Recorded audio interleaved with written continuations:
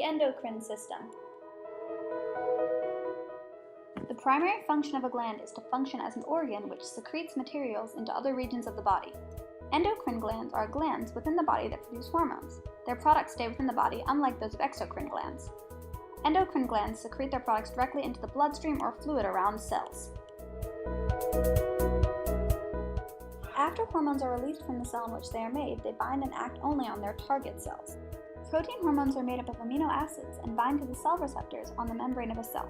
When a protein hormone binds to its receptor, the receptor changes shape. This change will send a second messenger into the cytoplasm. The second messenger activates or deactivates enzymes in a sort of chain reaction. Eventually, the target cell's activity is changed. The cell expresses or doesn't express some proteins, and this changes its actions. Since steroid hormones are fat-soluble, they can pass through the membrane of a cell. Steroid hormones bind to the receptors in the cytoplasm, and thyroid hormones, which are similar to steroid hormones, bind to the receptors on the nucleus of the cell. Steroid hormones first diffuse through the cell membrane to find and bind to their receptors. The receptor then enters the nucleus and binds to the DNA.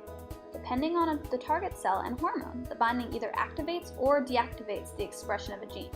Due to this, the cell produces different proteins and behaves differently. Steroid hormones have a slower response time than protein hormones because they have to enter the cell, whether it's their target cell or not, to find if their receptor proteins are inside of it. Hormones play an important part in bodily homeostasis. Many hormones are turned on or off by high levels of other hormones. In humans, hormones are regulated through negative and positive feedback. In negative feedback, high levels of one hormone stop the production of more hormone, whereas in positive feedback, low production levels of one hormone stimulate further production of that hormone. The hypothalamus is the main control center of the endocrine system. It sends messages to the pituitary in the form of hormones. The pituitary secretes many hormones, some that directly impact regular body cells and some that impact other excretory glands. Releasing hormones from the hypothalamus cause the pituitary to release specific hormones, and inhibiting hormones cause the pituitary to stop the production of more hormones. Think of it like this. The hypothalamus is the boss. The boss gives directions to his or her junior boss, the pituitary, who in turn gives directions to his or her many secretaries, who represent other exocrine glands, and gives directions to some specific workers.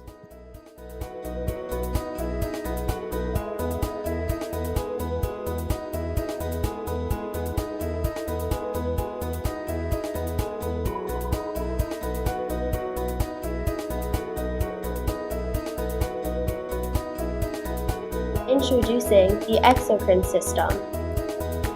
What are exocrine glands? Exocrine glands are ducts or glands that secrete substances outside of the body. An example of an exocrine gland is the tear duct. The human tear ducts are small tubes that stretch from the eye to the nose. The purpose of this duct is to control the flow of excess tears. The tear gland is responsible for making tears, and when someone cries or feels a lot of pain, the tears are released instinctively. The tear ducts release the liquid tears into the eyeballs between the eyelids. The tears flow down when the eyes blink, which makes the liquid spread over the surface of the eyeball. When there are excess tears, they often go into the nasal cavity through another duct and cause the nose to run. Now you know why people cry.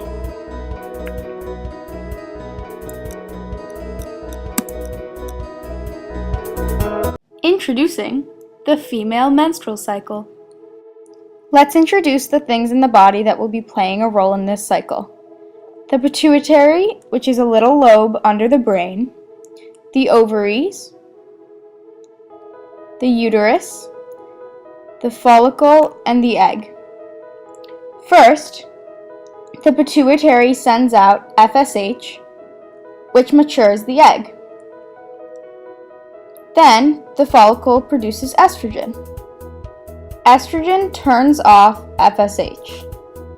It also thickens the uterus lining. This is an example of negative feedback.